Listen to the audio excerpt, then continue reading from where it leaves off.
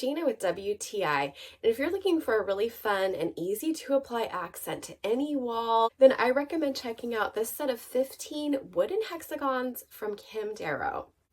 I got these to accent the columns on our RV slide out. We recently replaced them with some whitewashed wood, so I wanted something that was going to break up the lines, and I'm kind of crazy about hexagons right now anyways. These are multicolored, and I love that you can mix and match them to really bring a lot of geometric interest.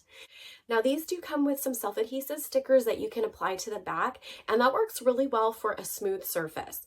Because we applied these to a rougher surface, we went ahead and used some caulking adhesive, and that's working really well to keep them in place.